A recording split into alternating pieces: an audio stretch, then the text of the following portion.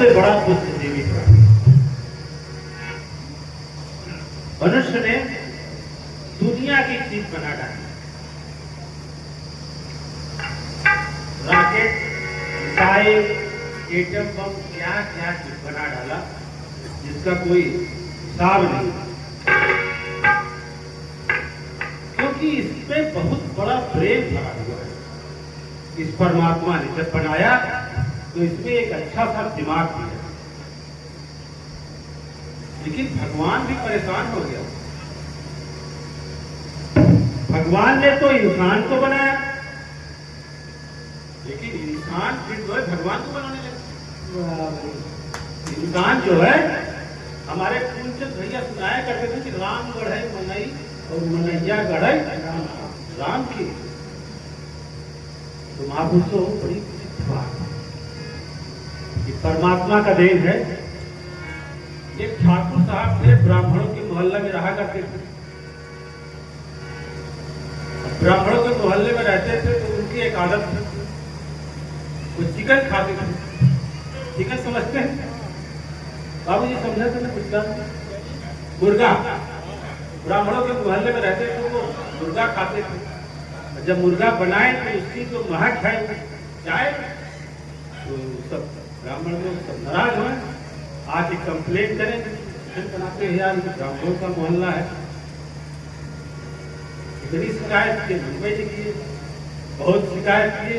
आखिर में उनके जो मुखिया थे महंत जी, उनको लेके आए उनके पास।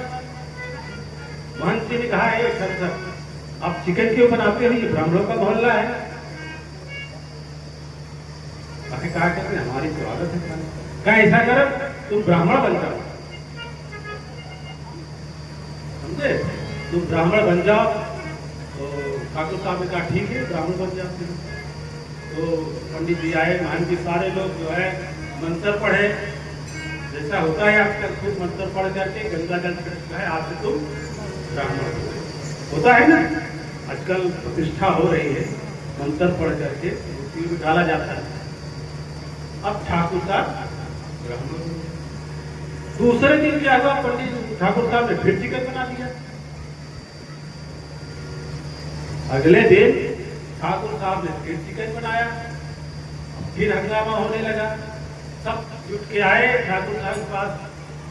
अरे भाई, ब्राह्मण बने थे कल, आज फिर चिकन खा रहे हैं, कितना मंत्र पढ़ के हमको बनाया।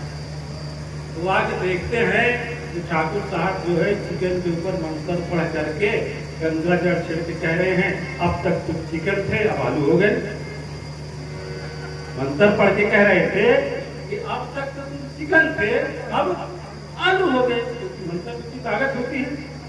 तो महापुरुषों, ये ईश्वर की कृति हमारे लिए बहुत बढ़िया दिया हुआ है, लेकिन हमने जो है अपनी चालाकी इतना।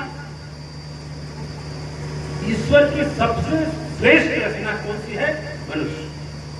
इसमें अनमोल भरे पड़े हैं दिमाग। इससे चाहे तो स्वर्ग चला जाए, चाहे मोक्ष का रास्ता सिर्फ यहीं से निकलता है।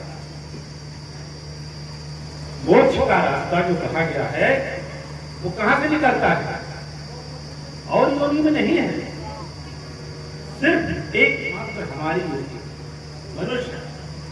आप रामायण पढ़ते हैं, लिखा कि साधन धाम मोक्ष कर द्वारा, यही एक रास्ता।